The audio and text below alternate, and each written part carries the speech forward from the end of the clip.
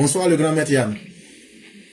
Oui, bonsoir mon grand homme. Comment ça va? Mais déjà, je dirais bonjour à Paris parce que vous êtes déjà... Oui, effectivement, bon, voilà, je me remets à mon poste et puis comme ça j'interviens. Il n'y a pas de problème. Ok, bon, merci beaucoup mon grand homme. Bon, écoute, il y a eu tellement de bonnes choses. Bah, je vais commencer déjà par ce que la préoccupation des maires Kiona que je salue au passage concernant le parti, le RHDP.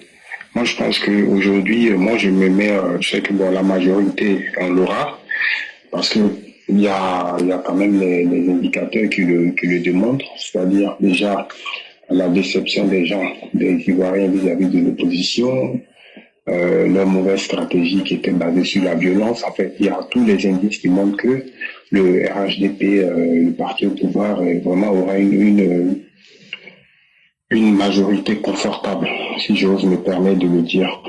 Maintenant, concernant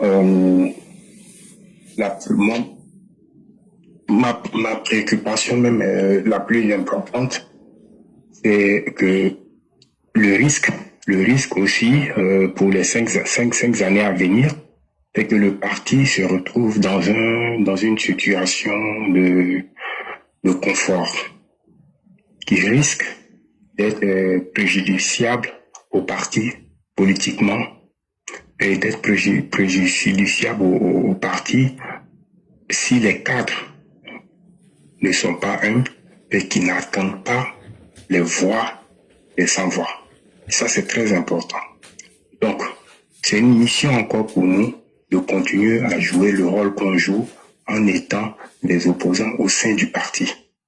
Et j'ai été très, très, très, très ravi quand tu as pris l'exemple tout à l'heure en disant que nous sommes du parti, nous aimons le président, même malgré ça, nous sommes des opposants. Et ça, c'est très bien.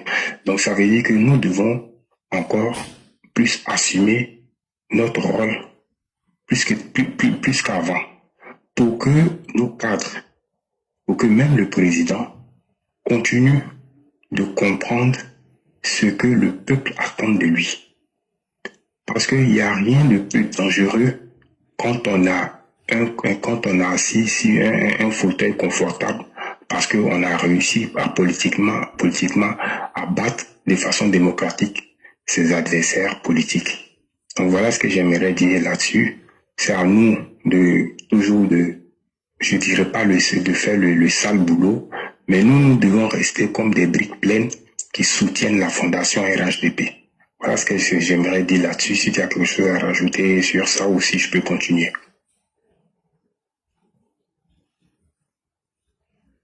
Allô? Allô? Bon, ok. Je me fais entendre? Allô? Bon, je sais pas.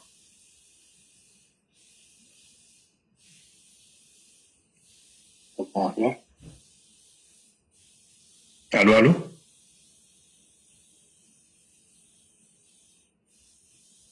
Je me fais entendre ou pas?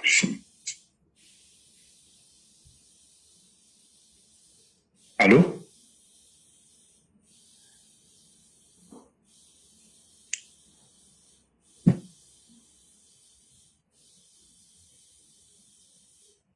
Allô?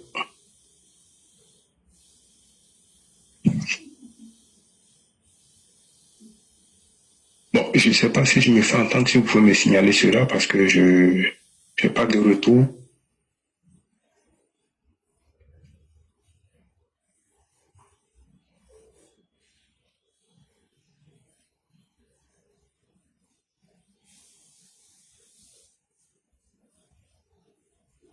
Allô?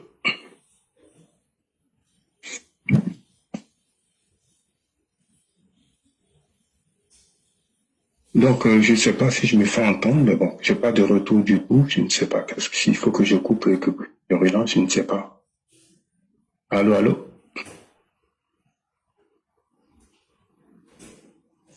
Ok, donc du coup, je disais que je vais continuer, Bon, donc, du coup, maintenant, concernant le cas du Mali, je pense que concernant le... Allô? Oui, Yann? Oui, le grand maître. Oui. Mon grand-oncle. Oui, je peux continuer? Oui. Je sais pas parce que j'avais pas de retour.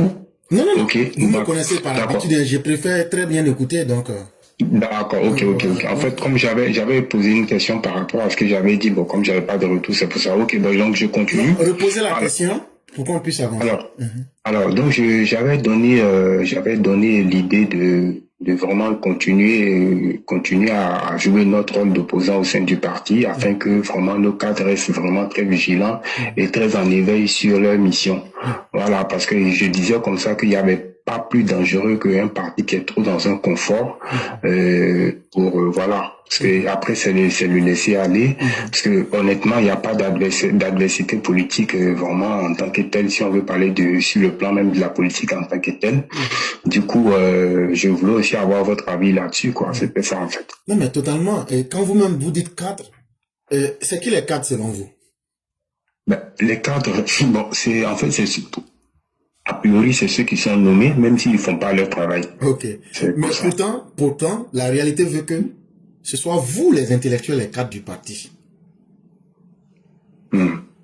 Parce que c'est vous la réalité du parti. C'est vous qui êtes en contact avec les militants. Par exemple, quand vous venez donner vos idées, je parle de vous tous. C'est ça. Des gens qui ont la capacité de pouvoir spéculer. C'est vous les cadres. Ceux qui sont nommés pour des tâches spécifiques, puisqu'on ne peut pas nommer tout le monde. Mais en réalité, les cadres du parti, c'est ceux qui, au-delà de leur militantisme, font des propositions. Effectivement. Et donc, c'est là que je contredirais un peu Simone Veil pour lui dire, effectivement, ce qu'elle dit, ça c'est la norme, c'est ce qui est normé, c'est ce qui rentre dans le cadre. Quand tu es dans un parti, tu dois te plier à un parti. Mais dans le monde réel, un parti qui veut aller au-delà de lui-même et survivre à lui-même doit être capable d'accepter les éléments de critique à son intérieur. En effet. Et donc, si ce parti accepte cela, ce parti va toujours pouvoir survivre à ses contradictions internes et pouvoir toujours se maintenir. Et donc, pour moi, la réalité là aujourd'hui, qu'est-ce qui fait la force du RHDP? C'est l'ensemble de toutes ces personnes qui peut-être même ne s'estiment pas être des cadres parce qu'ils n'étant pas nommés, mais qui font des propositions. Et ces propositions sont prises en compte. Et vous allez voir qu'aujourd'hui, le parti a bien compris la nécessité de sa force de proposition à l'intérieur. Et c'est ce qui a fait que même la désignation du président, ça se fait en tenant compte de ce que les gens pensaient au plus bas. Aujourd'hui, les candidats qui ont été nommés, le mode de choix qui a été désigné, on l'a déjà expliqué ici plusieurs fois. Et aujourd'hui, si vous remarquez même, aujourd'hui, les gens, en tout cas à l'intérieur du RHDP, on n'a jamais vu quelqu'un qui a dit, on ne veut pas que vous vous exprimez. Ça n'existe pas à l'intérieur de notre parti. Est-ce que vous avez une fois vu le président Ouattara dire, voilà comment les gens doivent communiquer, ou bien voilà ce qu'on peut accepter ou ne pas accepter? Non. Non. Donc ça justifie pleinement même que nous puissions nous prononcer sur les questions du parti, mais aussi sur du pays. Et donc, vraiment, cette volonté d'avoir bien compris cela, c'est ce qui va même nous permettre de résister et d'aller plus loin. Par exemple, j'en veux pour la question de la restructuration. N'eût été la classe éclaireur pro-vérité qui a signalé le problème. Et vous savez les démarches qu'on a eu à faire. Quand on allait au siège, on a déposé les documents, on a fait la lecture de la motion en face de tout le monde. Mais le dossier est parti et le président, c'est le président qui a tranché. Sur la question des 49, notre position était claire. Et on a même reçu les félicitations même du président en personne. Et il y a des questions essentielles, par exemple, où le gouvernement ne peut pas agir parce que ils sont tenus aussi par des normes en termes de diplomatie et autres.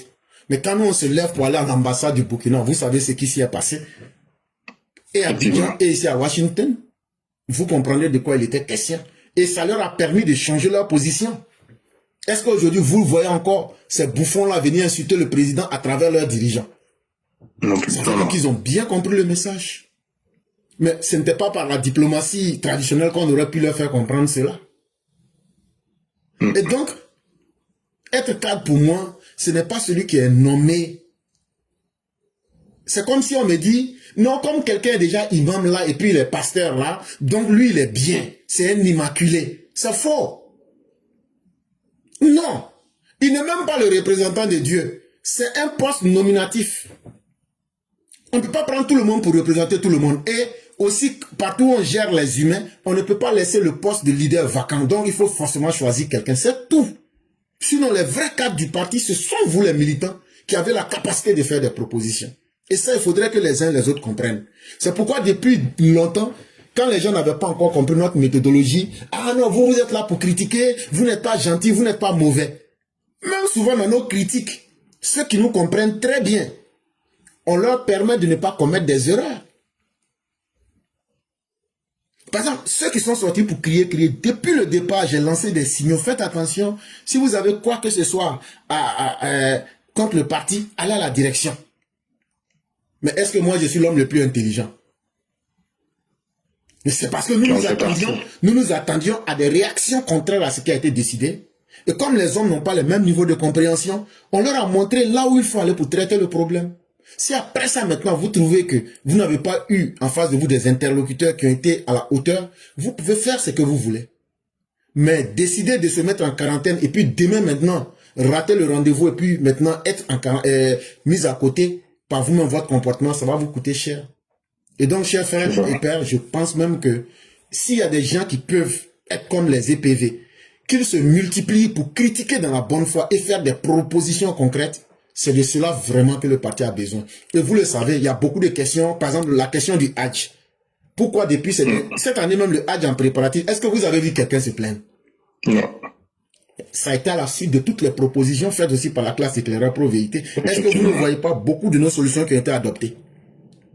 En ce qui concernait le problème du ministère de la Jeunesse et de l'Emploi, tout dernièrement, quand j'étais à Abidjan, on a eu à faire des séances de travail avec le ministre Mamadou.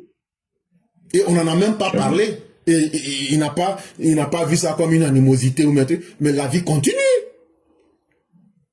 On s'est salué, on a tout fait, on a fini le travail, chacun s'est cherché. C'est fini. Et ça n'avait rien à voir avec le ministère. On était parti pour travailler dans le cadre du congrès qu'il fallait organiser. Le congrès pour le président. Donc, oui, bien sûr. Les gens doivent comprendre que quand on critique là, nous ne sommes pas des extraterrestres. Et ce qu'on critique là, c'est parce que nous on connaît certaines choses et on veut que les choses n'ont pas s'arranger en mieux pour nous tous. C'est ça. Mais si on ne le fait pas, c'est là qu'on trahit les gens. C'est là qu'on trahit le président lui-même. C'est là qu'on trahit aussi les militants. Mais c'est dans ça que réside aussi notre importance. Et c'est ça qui fait que notre parti va résister et notre parti sera solide parce que tout ce qui peut nous faire tomber dans le laxisme ou bien dans l'autosatisfaction, on a les garde-fous pour essayer encore de remuer chaque fois. Même regardez la question de la justice. Regardez qu'on a la dernière fois, il y a une vidéo vraiment où on a attaqué le président, c'était trop fort quand même. Et ça, c'est pas quelqu'un qui l'a fait, c'est moi, je l'ai fait. C'est ça. Mais, pourquoi je l'ai fait? C'est la question que tous les hommes intelligents vont se poser. Je l'ai fait parce qu'il faut maintenir une certaine pression. Il faut maintenir une certaine pression pour que les choses telles qu'elles se faisaient avant, on ne puisse plus encore revenir à ça et pour réveiller la nécessité de la justice aujourd'hui. Et vous voyez, le mercredi, qu'est-ce que le président a dit? Qui veut que les questions de justice n'ont qu'à aller avec une vitesse légendaire. C'est ça. Donc vous voyez. Mais ça là, s'il y avait 10, 20, 30, 40 voix qui étaient là comme ça sur les différentes questions de notre société et qui les attaquaient avec une honnêteté, une bonne compréhension, avec la volonté de donner des solutions, en proposant des solutions, vous allez voir que le parti, vraiment, c'est ce que je disais de suite là, mais on a neutralisé nos opposants. Parce que quelle thématique les opposants peuvent aborder aujourd'hui, que ce soit en termes de la Côte d'Ivoire ou bien en gestion même aujourd'hui d'un parti politique, qu'ils peuvent aborder avec toute l'honnêteté intellectuelle, il n'y en a pas.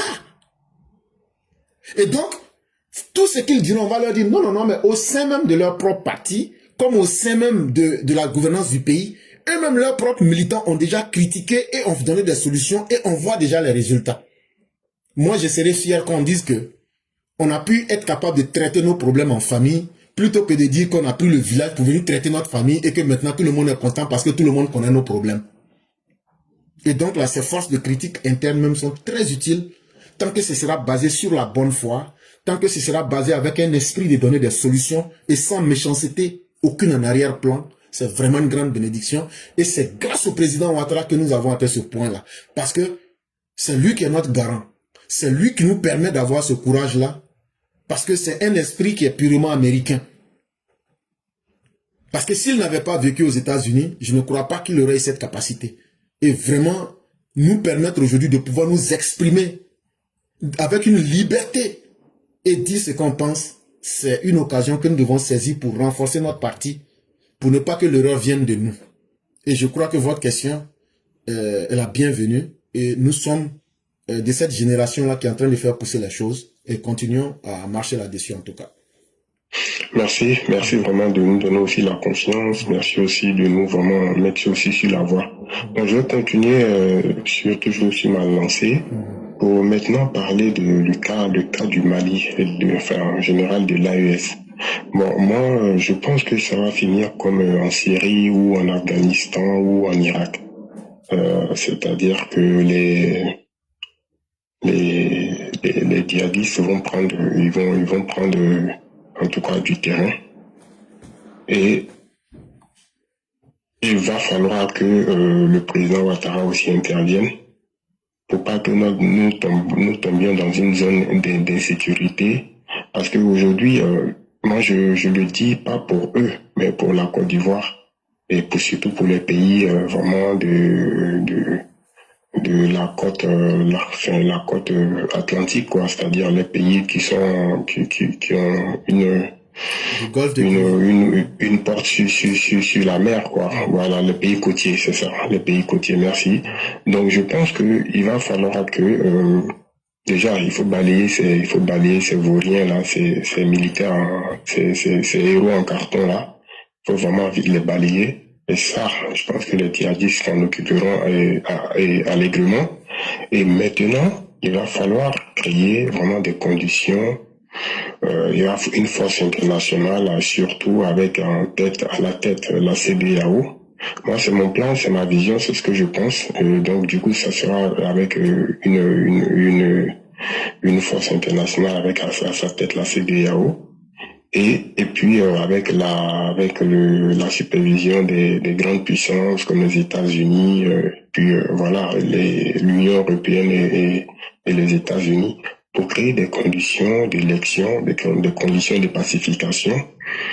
Et puis après ça, mettre vraiment un civil. On choisira un civil qui préparera les élections de telle sorte que le pays, le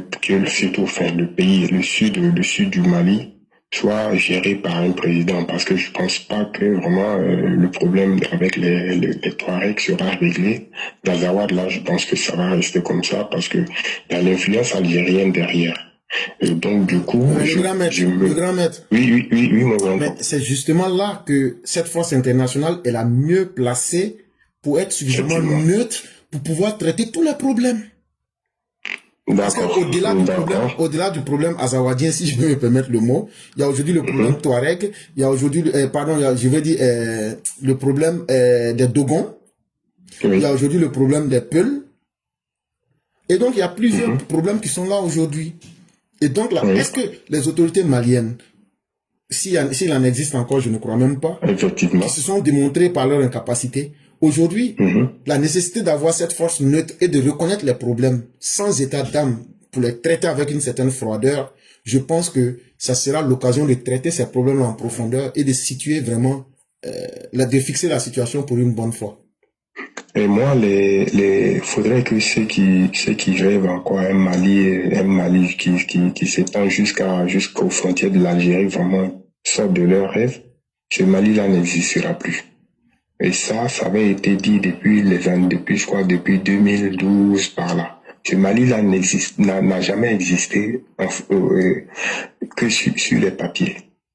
Parce que les Touaregs les Touaregs, bon, c'est plutôt des nomades qui parcourent toute cette grande étendue sableuse là, et qui ont un autre mode d'économie qui est basé sur le trafic, sur la contrebande. Et c'est des gens libres, c'est des gens qui maîtrisent aussi leur environnement. Et ça sera très difficile pour eux d'être administrés par la République du Mali, si elle en existe encore. C'est-à-dire, quand je dis là, c'est-à-dire le pouvoir de Bamako, en gros, Et pour là, dire moi, ça. je voudrais encore approfondir la question en me posant la Oui, question sur l'angle du bon sens. À quoi d'accord. sert-il d'obtenir un grand territoire mais qu'on n'a pas les moyens financiers, intellectuels, militaires de protéger? Je peux répondre, mon grand oncle? Je dis, est-ce que c'est nécessaire d'avoir un grand territoire Oui. mais on n'a pas les moyens intellectuels, les moyens politiques, les moyens financiers de pouvoir gouverner ce territoire? Est-ce que c'est utile de maintenir tout ce territoire? À rien du tout, à part faire un peu la gloire des fables des héritiers de Sundiata, c'est tout. Sinon, ça ne sert à rien. Parce que Parce qu'ils n'ont ni, oui, maintenir aujourd'hui tout ce gros espace-là, et puis être toujours blâmé de ne pas être là pour justifier certaines rébellions, est-ce qu'il n'est pas temps de laisser même l'Azawad dans les mains de ces Azawadiens-là pour qu'ils gèrent leur désert là-bas en tant qu'un pays autonome? Et puis, la partie qui est contrôlable au sud là, ils vont bien gérer ça, bien contrôler pour créer un État réel en fait. oui, Moi mais aussi, ça, c'est ce qui serait logique. je me mon grand pose aussi oncle. cette question, voilà. Mais bien sûr, c'est ce qui serait logique. Mais sauf que ceux-là, même s'ils ont le sud, ils ne pourront pas gérer, en tout cas pas ceux qui sont à la tête du Mali Non, aujourd'hui. non, ceux qui sont là, eux sont déjà disqualifiés. Moi, je parle maintenant Effectivement. Oui. d'une nouvelle génération de Maliens. Parce que quand moi, je parle ici de mise sous tutelle, là, je ne vois pas que...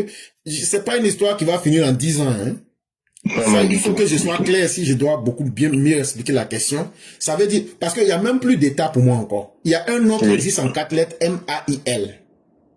Vraiment, pour dire que le Mali existe aujourd'hui, c'est simplement 4 lettres de l'alphabet. Sinon, tout le reste, là, c'est des fables pour moi. Et donc, si on veut réellement maintenir un Mali encore, et qu'on dise qu'il y a un Mali qui appartient encore aux Maliens, pour ne pas que demain on se retrouve face au problème israélien, où aujourd'hui, par leur paresse et par leur malédiction, ils n'ont pas pu aller à Canaan, et puis demain, ils vont se promener dans les autres pays pour dire qu'on est un peuple dispersé, pour éviter ce problème-là, pour qu'il y ait encore un Mali. Est-ce que c'est pas mieux qu'ils maintiennent un certain territoire du sud qu'ils peuvent contrôler? Et là, quand c'est comme ça, les Maliens du monde entier peuvent un jour se retrouver là-bas. Pour ne pas qu'un jour soit des apatrides et que le peuple du Mali ou même les Maliens même puissent disparaître. Parce que en l'état où nous allons là, si on continue que ce sont des groupes de bandits qui vont prendre ce pays-là et que le désordre doit continuer, parce que ça va finir par agacer toute la sous-région, mais eux-mêmes, c'est leur disparition totale même qui est aussi dans le long terme. Parce que un pays qui est basé sur le grand brigandage, le peuple même va perdre son identité. Et ça sera le désordre qui va être l'identité commune. Absolument, absolument. Je pense qu'il va falloir vraiment une force internationale, sous-régionale, appuyée par les grandes puissances internationales, qui vont vraiment pacifier ce territoire-là, et puis mettre des diplomates ou des technocrates à la tête pendant une transition. Et il va falloir maintenant que les gens en armes là, les gens en armes au Mali là soient vraiment mis de côté, mais rapidement, parce que moi je le dis pas pour eux, mais pour la Côte d'Ivoire, parce que si la sous-région devient instable, c'est économiquement, c'est pas militairement, mais économiquement, ce sera vraiment compliqué pour nous. Vous voyez, je pense qu'il va falloir vraiment que les Maliens trouvent une solution pour créer vraiment, pour interdire tout coup d'État, et celui qui fait un coup d'État sera vraiment banni carrément ou vraiment exécuté Dans leur publiquement. nouvelle constitution, les coups d'État sont Oui. considérés comme des actes, comment ils ont appelé ça déjà là. Et ils ont écrit que les coups d'État sont quelque chose à bannir ou même à ne pas supporter. Eux-mêmes, ils ont écrit ça, les faiseurs de coups d'État même ont dit ça. Comme, dans un certain sens, il faudrait plus que quelqu'un fasse coup d'État après eux. Mais ils ont déjà mis quelque chose. Est-ce qu'ils ont expliqué ça au peuple? Est-ce que le peuple adhère? Et est-ce que c'est compris? Ça, c'est une autre question. Mais comme eux-mêmes, ils se sont déjà invalidés dans le discours, toutes les propositions que nous faisons, c'est d'abord le minimum, c'est 100 E. Oui, bien sûr. Bon, en tout cas, grand maître, c'était mon avis là-dessus.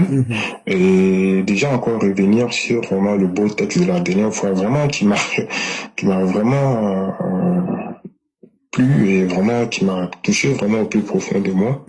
Je pense que il va falloir que à travers ce texte-là, nous essayons vraiment de l'étudier en profondeur. Il est tellement, et vraiment encore une fois, je te remercie ainsi que le père Koulibaly. Le test est très dense. Moi, je l'écoute, je le réécoute et à chaque fois, je trouve encore certaines vérités dedans. Il va falloir vraiment que ce test-là soit vraiment un test majeur vraiment dans la compréhension des choses, quoi. Bon, on va pas, il y a d'autres, il y a l'actualité qui est là aussi. Mais ce test-là, vraiment, mon grand-oncle, c'est un test qui est vraiment, qui a beaucoup de, de choses positives dedans, pour dire ça comme ça. Et je vais dire que nous devons à chaque fois nous inspirer de ce test-là dans plusieurs paramètres. Plusieurs paramètres. C'est-à-dire même par rapport même au devenir même de l'homme noir. Vous voyez?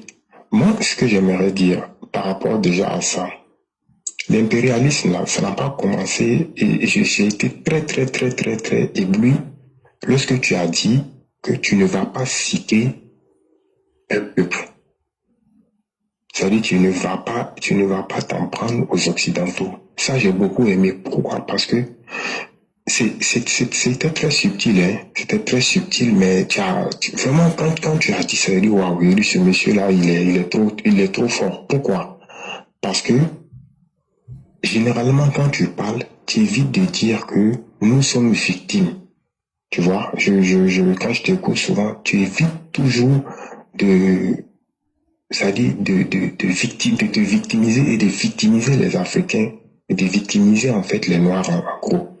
Mais ça, c'est quelque chose de très important. Pourquoi? Parce que psychologiquement, lorsque tu te rends victime, tout de suite, c'est-à-dire tu deviens un être faible devant l'autre. C'est-à-dire tu donnes toute la force à l'autre.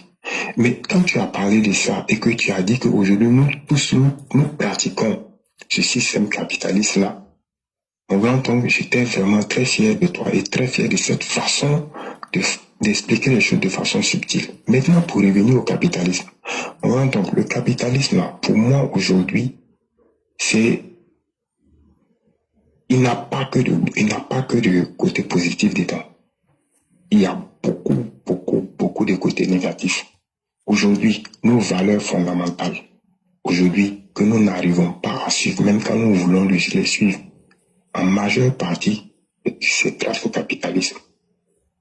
Vous voyez, dans une famille, lorsque le petit dernier est celui qui s'en sort à travers son activité ou qui est devenu peut-être par la force des choses et par la grâce de Dieu un footballeur,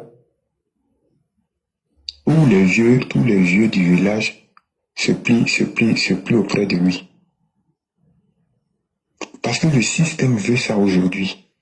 Mais nous, si nous devons nous réinventer, comment nous devons nous comporter pour que nous puissions nous réinventer, pour que même le petit dernier, qui est une star du foot, n'ait aucune, c'est-à-dire à travers nos comportements, reconnaître sa place, malgré ses milliards, au sein de la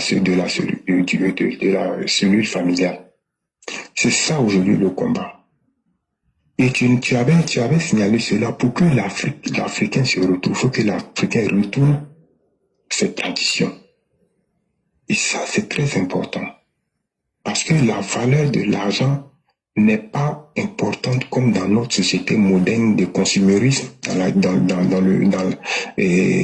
nous vivons, mais dans les traditions ancestrales. Il y a beaucoup de valeurs qui sont basées sur la morale, sur la spiritualité. Et ça, c'est ce combat-là que nous devons mener. Parce que si nous n'arrivons pas à mener cet argent, l'argent que nous cherchons va détruire les valeurs. Vous voyez à tel point que nous sommes arrivés où aujourd'hui, une personne, c'est des choses que nous avons dites et que nous continuerons à dire parce que c'est très important. 2 hommes aujourd'hui ont le droit d'avoir un enfant, un nouveau-né, alors qu'ils n'ont pas la possibilité naturelle de concevoir parce que c'est 2 hommes. Bon, cet enfant qui va naître entre eux. Mais tout ça, c'est la faute du capitalisme. Parce qu'aujourd'hui, l'argent est devenu la valeur ultime de ce système-là. Vous voyez? Donc, ça, c'est un système, si nous n'en prenons pas garde, qui dévalue l'être humain, c'est-à-dire qui transforme, c'est-à-dire qui enlève la moralité de l'être humain et qui fait de lui, même lui-même, il devient d'abord un outil de commerce. C'est-à-dire que tu es capable de vendre ta dignité pour 1 million de francs CFA, pour 1500 euros, tu es capable de vendre ta dignité. Tu es capable, et mon grand-oncle, tu l'avais dit, quand au début du mandat de Trump, quand on proposait l'argent à des gens, j'étais prêt à dénoncer, je ne sais pas si ça continue encore, mais j'étais prêt à dénoncer eux-mêmes leurs propres frères qui étaient venus se chercher comme eux. Malheureusement, ces derniers-là n'ont pas eu l'occasion d'avoir leurs documents. Ils étaient prêts à dénoncer leurs frères pour avoir de l'argent. Alors que ça, dans notre tradition, c'est interdit. C'est-à-dire que tant que quelqu'un n'est pas un danger pour ta vie, tu n'as pas à l'exposer. Donc, moi je trouve que si nous voulons redevenir nous-mêmes, dans les conditions que je le sais difficiles, parce qu'aujourd'hui le capital et je dirais même pas les forces humaines et les grandes puissances, ce système-là a trop pris sur nos habitudes. Mais comment est-ce que, mon grand-oncle, si nous ne pouvons pas trouver d'autres méthodes, c'est-à-dire nous réinventer, sans oublier que nous vivons dans un système qui nous impose ces règles.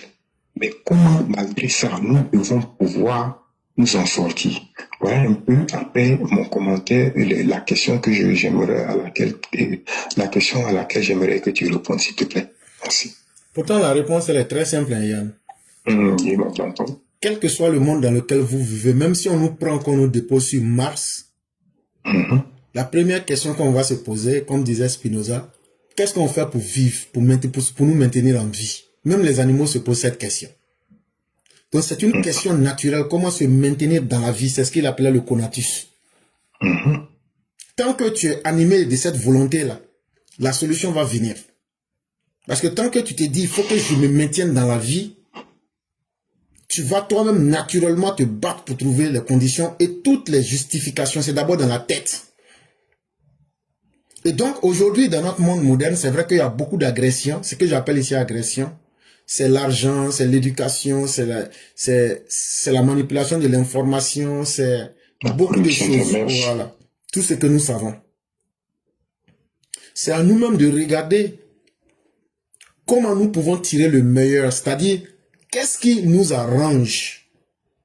Si on se pose cette seule question, dans tout ce que nous voyons qui est mal là, qu'est-ce que nous pouvons faire pour tirer l'épingle du jeu? Et cette seule question suffit déjà pour déjà nous rapprocher de certaines vérités qui sont utiles à nous. Parce que vous serez d'accord avec moi, si on nous met dans une boutique où il y a presque tout, peut-être que toi tu vas aller vers les bonbons, mais moi j'irai peut-être vers le chocolat par exemple. Tu vois un peu quoi? Et donc, voilà, c'est pour faire rire un peu, mais tu vois déjà qu'on n'a pas les mêmes intérêts. C'est vrai que tout est sucré, mais c'est pas la même chose. C'est ça. Et donc, comme pour dire que, même dans le monde là, même si le monde était parfait, on n'aurait pas les mêmes centres d'intérêt. Aujourd'hui, en tant qu'Africain, si on spécifie le problème, quels sont nos problèmes? Et quelles sont les solutions qui nous arrangent en tant qu'Africains? Le jour qu'on aura des colloques pour nous poser ces véritables problèmes, pour diagnostiquer nos problèmes, et aussi demander de façon locale et de façon humaine, quelles sont nos solutions propres à nous pour traiter nos problèmes, vous allez voir que nos problèmes seront résolus à moitié. Ça veut dire que la volonté de vouloir donner des solutions locales à nos propres problèmes, ou même individuelles à nos propres problèmes, les réponses vont sortir naturellement. C'est ce que l'Africain n'est pas capable de faire. Et tellement on n'est pas capable de faire cela, nous sommes un peuple aujourd'hui qui pense que si nous nous victimisons et que nous justifions nos échecs en accusant les autres, c'est ce qui va nous aider. Or, il se trouve que quelqu'un qui est dans la victimisation, c'est quelqu'un qui est en train de montrer toute sa négativité en toute situation. Tu n'es pas en train de t'aider Ah non, les autres là, c'est eux qui ont fait juste dernier, c'est comme ça. Si Dieu même n'avait pas tué mon papa et puis ma maman là, j'allais peut-être quelqu'un. Mais est-ce qu'il n'y a pas des gens là, eux ils ont perdu toute leur famille, mais aujourd'hui ils sont devenus présidents. Eux ils ont fait comment? C'est parce que tu es resté dans les mauvais clichés. Dans le négatif. À tout regarder en mal. C'est ça qui a fait que tu es resté comme ça. Donc le problème là, ce n'est pas l'autre. Le problème là, c'est de penser que le monde entier est contre toi. C'est ça qui est ton premier ennemi. Parce que dans ce monde-là, de la même manière que toi tu es là, tu vas trouver des gens comme toi. Donc au lieu de voir que le monde est un problème là, il faut te dire, je vais aller vers le monde, ceux qui sont comme moi, je vais avancer avec eux. Et ceux qui sont contre moi, je m'éloigne d'eux. Et la victimisation, chez celui qui s'est victimé, il n'y a jamais de petits problèmes. Ça veut dire, même quand il n'y a rien là, c'est un grand problème. Chez lui, tout est grand problème. Pour ne pas chercher à résoudre ces problèmes. Et chez celui qui se victimise, il ne cherche jamais à voir en lui-même les erreurs. Il ne s'excuse jamais. Et il ne reconnaît pas que lui aussi il peut faire du mal aux autres. En pensant que ce sont des mécanismes pour se justifier. Et toujours en train de se plaindre. Mais ça n'aide pas. Non, on est riche, hein? L'Afrique est riche, c'est les autres qui sont méchants, c'est eux qui viennent, qui pillent nos ressources. Mais ça veut dire que tu ne vaux rien, c'est tout. Donc, mais quand Nicolas Sarkozy vient dire que nous n'avons pas encore été capables de rentrer pleinement dans notre histoire, mais c'est un monsieur qui est bon, c'est un monsieur qui est sincère, il veut quitter dans l'hypocrisie pour nous dire la vérité. On devait prendre ça comme une bénédiction. Mais non, nous on dit, on a pris ça. Non, en fait là, il est mauvais, c'est un raciste. Bon, maintenant là, après tout ça là, on a fait quoi? On n'a rien fait. Aujourd'hui, ces pays-là sont en train d'être désintégrés. Ces pays qui ne veulent pas rentrer dans l'histoire parce que ils ne veulent pas reconnaître la vérité du terrain pour s'adapter et évoluer là. Voilà les réponses aujourd'hui. C'est pas dans le même Burkina qu'elle avait dit ça. Bon, aujourd'hui, les Burkinabés se trouvent. Vous avez chassé la France, vous avez chassé tout ce que vous voulez là. Mais est-ce que vos problèmes sont résolus? Alors que ce qu'il était en train de dire là, chaque génération a un combat à mener. Chaque génération a une responsabilité vis-à-vis des générations à venir. Mais si nous-mêmes nous fermons la porte aux générations à venir à cause des bagages émotionnels négatifs que nous transportons. Et puis c'est très simple, hein, cher grand-maître. Est-ce que un père de famille qui se plaint toujours de sa responsabilité, est-ce que ça c'est un père de famille? Non. Quand même, il y a des choses qu'il ne faut pas faire. Un père de famille qui vient se plaindre, ouais, c'est moi je travaille, ouais, c'est moi je suis fatigué, ouais, c'est pas facile. Tu es un lâche. Un homme c'est pas fait pour se plaindre. Un homme c'est fait pour assumer sa responsabilité. Aussi simple que cela. Il y a des choses sur lesquelles, quand tu vois, c'est pas joli. Et c'est dans ça que l'Africain est. On dit qu'on a les ressources, mais nous ne savons pas transformer ces ressources. Et on est en train de se plaindre. Mais en se plaignant, on donne...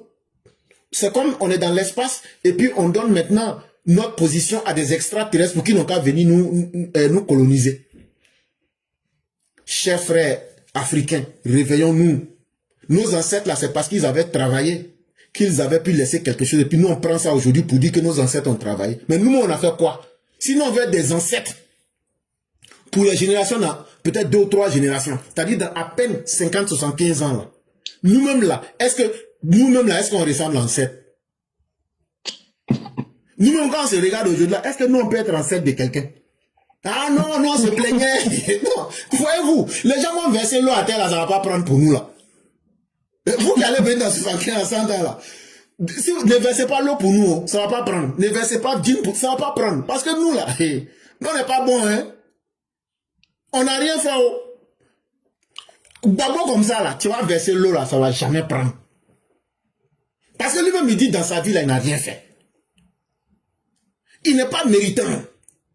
Donc là, tu vas te fatiguer là pour dire j'avais mon ancêtre, maintenant je vais verser l'eau. Ça va être comme ça là. Mon frère, l'eau va manquer bientôt, il faut garder ça là, tu vas boire après.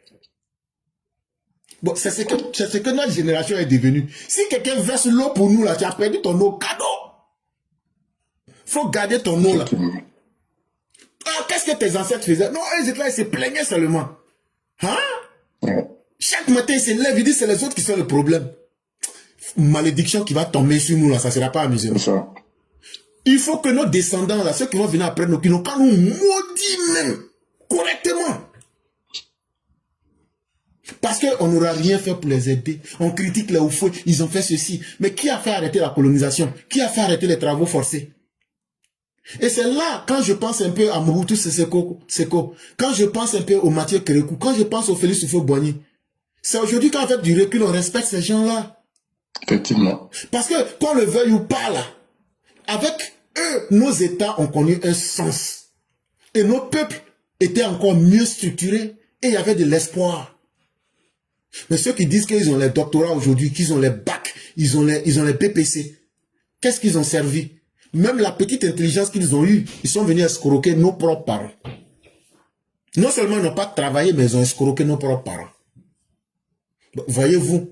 Et aujourd'hui, ils ont transformé nos parents. C'est eux qui viennent, toi, ton problème là. Ah non, c'est le système. C'est le système. C'est la même chose que les Américains noirs font ici. Quand tu dis, oh, technically it's not my problem. You know what? It's the system, hein? Toujours c'est eux, hein? Techniquement, ce n'est pas moi la faute. Le problème, c'est le système, hein? Tu sais.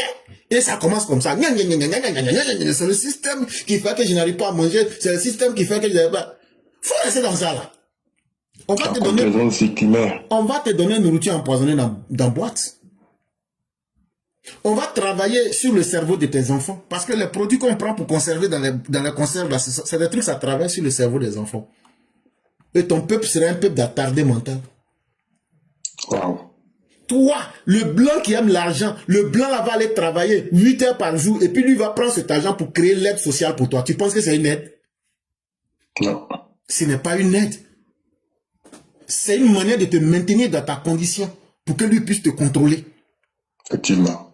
Et donc, même les aliments que tu vas aller prendre, il y a des produits chimiques dans ces aliments-là. Depuis que tu es petit, tu manges là. Ça te conditionne. Tu ne peux pas réfléchir correctement. Vous pensez que le monde là, c'est un amusement? Vous pensez qu'il y a un peuple qui va être dernier à part les Noirs?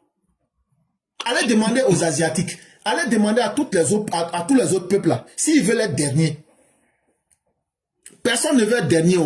C'est nous seuls les Africains, les Noirs qui avons choisi le rôle des derniers là, et puis on veut se plaire dedans. Mais quand c'est comme ça là, c'est qu'on fait à tous les derniers là, c'est ça qu'il va faire. Quand on finit de faire classement, on crie sur toi.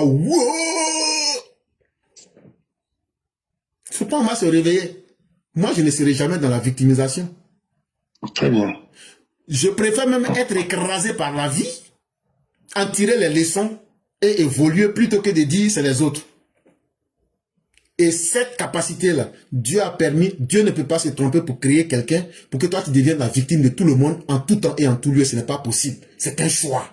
Et il faut que nous arrêtions avec ce choix-là. Très bien. Ouais. Grand, moi, j'ai ma petite idée. Moi, je pense qu'aujourd'hui, pour combattre un peu, pour se protéger un peu contre cette vague un peu de consumérisme, de grande consommation. Consumérisme, oui. Ouais, consumérisme, voilà, de grande consommation, tout ça. Moi, j'aimerais que, en fait, nos autorités mettent l'accent sur la culture. La culture, parce que dans la culture, en général, souvent on est plus sur le folklore. Le folklore. Alors que moi, quand je parle de la culture, c'est vraiment donner une identité culturelle vraiment ivoirienne et pourquoi pas africaine aux futures générations. Je suis totalement d'accord avec vous. Et c'est tout cela que nous appelons la construction de l'homme intérieur. Et souvent, j'emploie le mot sans être capable d'expliquer à fond. Mais il faut construire l'être intérieur. Et tout ça, ça fait partie. L'être humain même se base sur quoi? Pour pouvoir évoluer. Est-ce que quelqu'un peut évoluer sans les valeurs morales, intellectuelles et sociétales qu'on appellera ici la culture? Ça ne peut pas. On dit bien culture. C'est ce qui va te faire grandir. Cultiver. C'est d'abord mettre quelque chose en terre. C'est un exemple que je prends. Et cette chose-là va pousser. Et cette chose va plus tard atteindre son plein potentiel. Mais la société du consumérisme dit, faites-vous d'abord plaisir. Allez d'abord vers la conclusion pour revenir au plus bas. Et donc, c'est à nous de redéfinir le code social sur lequel on veut vivre. On ne peut pas vivre au hasard pour dire l'homme est né pour juste réaliser ses plaisirs. Non, c'est trop simple. Et donc, je suis totalement d'accord avec vous. Bon, peut-être que je ne sais pas si c'est le cas, mais est-ce que le président, dans son discours programme, a mis l'accent sur ce fait-là? Justement, et je crois que j'ai bien détaillé ici. Quand vous prenez par exemple les centres d'incubation, par exemple, quand vous prenez par exemple des centres qui seront créés directement pour la création, par exemple, c'est très important. Parce qu'un jeune qui est en Côte d'Ivoire, s'il arrive à avoir quelque chose de sa tradition qu'il peut valoriser, l'État va l'aider à faire cette promotion pour qu'on puisse se rapprocher aussi de nos cultures. Il y en a tellement. Et donc, c'est sous différents aspects. Et il y a beaucoup de choses, mais les gens, il faut véritablement une politique d'encouragement, mais il faut surtout une prise de conscience pour aller vers une identité propre à l'homme africain. C'est vraiment très important. Donc, vraiment, faut investir beaucoup dans ce domaine. Parce que, voyez, les États-Unis nous ont fait rêver parce qu'ils ont mis beaucoup d'accent sur Hollywood. Les États-Unis, en tout cas à ma connaissance, pour moi, c'est ça qui a fait leur influence. Ils ont su, les peuples qu'ils ont matés pour prendre leur terre, ils ont pu transformer ces peuples-là en bandits. On voyait plus chaque fois les Indiens, on dit, nous, quand on était petits, on regardait les films western, on disait que c'était les Indiens qui étaient les sauvages. Donc on était fiers de savoir que les cow-boys venaient les combattre. Et puis voilà un peu comment ça nous a été inculqué dans nos esprits. Donc ça c'est très important. Et avec Hollywood aussi, on a vu que les États-Unis ont pu, le rêve américain a été atteint à les États-Unis. Et pour moi, je pense que on a aujourd'hui, la Côte d'Ivoire aujourd'hui a des armes pour développer cet aspect culturel-là. Vous voyez, autant de Feu-Boigny, on avait des grands ensembles théâtraux, comme l'ensemble Côté-Bas, et il y avait aussi d'autres ensembles, donc je me rappelle pas, mais le Côté-Bas, ça nous a marqué quand même, avec le film Gondo-Pierre, tout ça, avec l'Ardenne champion. Bon, ça avait quand même, je vais dire, c'était un embryon de la chose. Vous voyez? Mais aujourd'hui, la Côte d'Ivoire doit passer à une vitesse supérieure. Parce que la culture va nous permettre de nous imposer dans l'imaginaire commun de l'Africain. Vous voyez, rien qu'avec la CAN, comment est-ce que la Côte d'Ivoire a vu c'est-à-dire, il y a un imaginaire positif. Aujourd'hui, tous les Africains veulent venir visiter la Côte d'Ivoire avec aussi le grand travail que le président fait. Si nous poussons encore le bouchon un peu plus loin, nous aurons une culture très forte, une culture dynamique, une culture qui sera même le symbole même de la représentation de l'Ivoirien et qui va aussi permettre aussi à exporter cette influence-là sur d'autres peuples.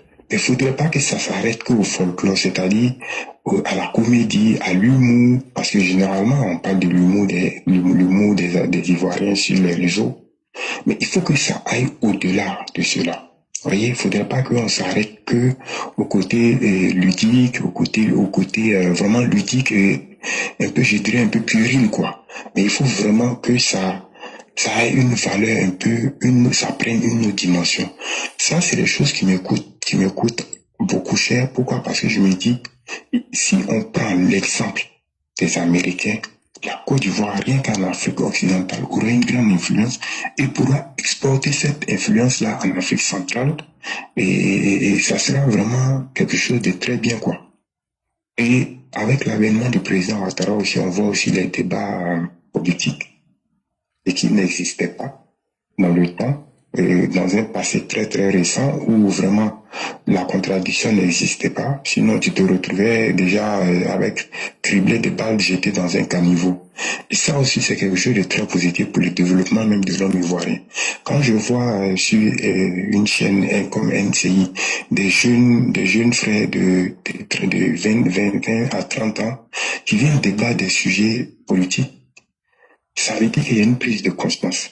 Mais il faut que cela soit massifié, cela soit vulgarisé, de telle sorte que nos jeunes, même à l'époque, Même à l'école primaire déjà, on commence à leur parler de ce que c'est que la philosophie, ce que c'est que le débat contradictoire. Et ces jeunes-là, s'ils sont habitués à cela très jeunes, ils pourront demain changer l'image, par exemple, de l'université de Côte d'Ivoire, qui, à un moment, était devenu le champ de bataille des Salocam. Vous voyez ce que je veux dire? Donc, c'est ce que j'aimerais dire. Mon grand homme, juste pour faire une rectificative, c'est ce que tu as dit par rapport au discours de Sarkozy. C'était à l'UCAD. Au Sénégal, l'université Cheikh Anta Diop, qui avait sorti son truc. C'était pas au Burkina. Ok. Merci beaucoup, merci beaucoup. Donc, je vais m'arrêter là, mon grand homme. Je crois que nous sommes déjà à la fin. Et merci à tous ceux qui nous ont suivis aujourd'hui. Et merci vraiment parce que tout le monde a pu vraiment donner le meilleur de lui-même aujourd'hui. Et il y a un écrivain qui disait ceci, il s'appelle Nicolas Beuglé. Un peuple sans culture, c'est un peuple sans mémoire. Et un peuple sans mémoire, ce n'est pas un peuple. C'est simplement un troupeau qui préfère la télé aux idées. Et pour terminer, voilà. Et donc, chacun peut réfléchir là-dessus. Et il y a notre écrivain nigérien du Nigeria, Anthony Biakolo, qui finit par nous dire qu'un peuple sans culture est un peuple sans âme. Et donc, nous, on veut être quel type de peuple? C'est à nous-mêmes de faire le choix. Est-ce qu'on veut être un peuple de télé, et non d'idées, et sans âme? Il faut pouvoir respirer par soi-même, et non être une caisse de résonance de la culture des autres. C'est vraiment très important. Quand on était encore plus jeune, lorsque les gens, ceux qui faisaient la promotion de la culture, on se demandait est-ce qu'à quoi bien la culture peut servir? Mais aujourd'hui, c'est avec beaucoup de regrets que nous comprenons beaucoup de choses et on souhaite que vraiment l'homme africain puisse s'intégrer à lui-même pour révéler le potentiel et la raison fondamentale de sa présence sur la terre. Et on espère bien qu'un jour, même si nous ne réussissons pas et que nous avons déjà pu lancer quand même cette prise de conscience, ce serait déjà un bon début. Et donc, le grand maître, je dirais merci à tous ceux qui nous ont suivis. Et mon grand oncle. Moi, je dirais comme ça, que, je sais pas qui l'a dit, mais on dit, la culture est la seule chose qui nous reste quand on a tout perdu. Bon, je sais pas, je me rappelle plus quel penseur qu'il a dit, mais bon, c'est quelque chose quand même que j'ai retenu des années de lycée. Moi, je dirais que la seule chose qui nous reste avant de mourir, c'est notre foi. Oui, c'est vrai. Si on peut dire ça aussi. Parce que ce en quoi tu crois, c'est la seule chose avec laquelle tu peux mourir réellement. Effectivement.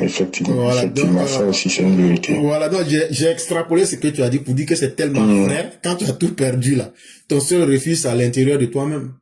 Effectivement. Et donc c'est ce que tu as cultivé à l'intérieur de toi-même, c'est ta culture. C'est ça. Et donc vraiment il faudrait que nous fassions attention.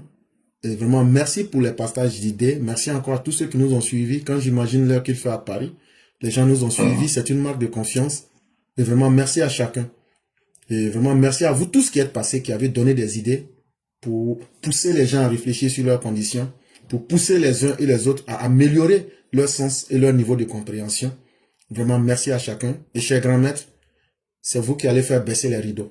Et donc, merci beaucoup, mon grand oncle. Déjà, merci à toi qui nous suscite et qui nous, à chaque fois, nous motive et nous pousse aussi à se transcender comme ça et à aussi changer. Parce que c'est en fait comme en fait des vibrations qui se rejoignent et des ondes qui se rejoignent et en même temps qui à chaque fois nous stimulent et nous poussent à aller sur d'autres idées. C'est ça, c'est en cela que vraiment le grand maître, la citation que vous avez citée, vous êtes dans la classe éclaireur pro VIT et il y a le grand maître Olivier Amiral qui nous dit ici que la personne en question, vous permettrez, elle a donné le nom. Buongiorno. Oh non, il a salué simplement. Il a salué en italien. Bonjour fraternel Ahmed. Ok, donc je comprends. C'était différent. Vous avez la parole. D'accord. Moi, j'ai un petit doute sur Senghor, mais je vais faire mes recherches pour confirmer ça plus tard. Donc moi, je disais comme ça, mon grand oncle, que vraiment, merci aussi à toi qui as suscité tout cet élan-là. Parce que c'est un peu, quand tu commences, que moi je t'écoute, mes idées se mettent en place. Et à chaque fois, j'arrive toujours à soit à dire ce que tu vas dire, ou quand j'ai une pensée, tu arrives à vraiment à me mettre en harmonie avec mon idée. Et c'est ça qui est bien. Et honnêtement, moi qui suis vraiment, ou qui était un grand amoureux de philosophie au lycée, je me retrouve et c'est vrai que je ne suis plus au lycée, mais ça me permet, tu vois, de garder cet esprit en éveil et surtout le débat et la contradiction. Et vraiment, moi, je dirais merci vraiment à toi pour vraiment tout ce que tu as pu créer. Merci à tous nos doyens, à tous ceux qui suivent, toutes nos mères. Et bon, on essaye, malgré nos insuffisances, vraiment de faire ce qu'on peut pour que cette grande classe des grands penseurs, des grands intellectuels, et de grandes personnalités nous permettent vraiment d'avancer. Et vraiment, merci à tout le monde, et que Dieu nous garde et que vraiment dans 10, 15, 20 ans, on soit là vraiment à relater, on ait cette nostalgie-là de pouvoir se remettre à réfléchir à tout ce qu'on avait pu dire. Ce serait vraiment quelque chose de formidable, quoi. En tout cas, vive la classe EPV, vive vraiment notre grand-oncle, enfin, notre grand leader, l'éclaireur, mon grand-oncle, et vive tous ceux qui donnent, même ne serait-ce que même un petit like ou un petit cœur pour dire merci vraiment à tout le monde, quoi, mon grand-oncle. Merci beaucoup et je vais m'arrêter là. Que Dieu bénisse la Côte d'Ivoire, que Dieu bénisse le président Ouattara, que Dieu bénisse les UPV et tous ceux qui vivent en Côte d'Ivoire, tous les Ivoiriens. Merci beaucoup. Merci. Merci beaucoup, le grand maître. Mais il paraît qu'il y a un Koyara, je t'ai même pas expliqué l'affaire. Hein. Il paraît qu'il y a quelqu'un qui est allé aux zoo d'Abidjan. Maintenant, ils étaient en train de distribuer des bananes. Bon, là, je n'ai pas insulté quelqu'un. Et maintenant, moi, ils étaient en train de distribuer les bananes là. C'était à des singes, non? Et puis, un coup, il y a un singe qui s'est transformé en Koyara là-bas. Et quand il a pris la banane là, il a dit, Anchelombe, oh.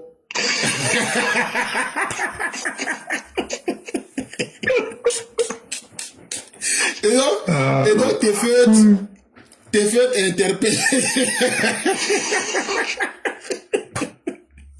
Bon, avec la méthode. Ils sont tous interpellés. Donc, toute la communauté, le syndicat des Koyara, des Maoka, des Odjeneka, vous êtes interpellés. Ça, il n'y a rien à faire. Vraiment. Donc, cherchez à venir défendre le berceau de l'humanité. Parce que c'est le roi du printemps qui avait lancé, c'est lui qui a assisté à la scène et il a expliqué ça la dernière fois. Et moi, je lui ai demandé, est-ce que le spécimen a mangé la banane? Parce qu'une chose est d'avoir pris la banane, mais s'il a mangé là, ça encore, il y a beaucoup de choses à dire. Il a validé. Voilà, donc, on attend de bien voir le syndicat des Odjeneka, des Maoka, des Koyaka. Venez ici, vous êtes convoqués au tribunal pour défendre le berceau de l'humanité. Vraiment. Ça, c'est la meilleure blague. J'ai bien dormi ce soir là avec ça. Koyaka mangeait des bananes, il a confirmé son identité. C'est eux qui font, comment on appelle là, bouillie de bananes là. Et puis ils mettent poudre de piment dedans avec huile rouge là. C'est ça. C'est leur groupe là. Oui, ils appellent ça Baranda Bara ou quoi là. C'est leur groupe là. C'est eux qui font ça. Vive le Koyaka mangeur de bananes. En tout cas, merci beaucoup mon grand-oncle. Merci. Bonne nuit à tous, bonne soirée. Merci beaucoup. Merci infiniment. Et que Dieu nous garde dans ses miséricordes. Amen. Merci beaucoup. Merci infiniment. Et donc, excellente nuit à chacun. Merci à tous. Et demain, on se retrouvera sur TikTok pour encore des questions et aussi écouter surtout les autres aussi. Merci et excellente nuit. Que vous soyez sur Facebook, TikTok, YouTube. Merci de nous avoir suivis.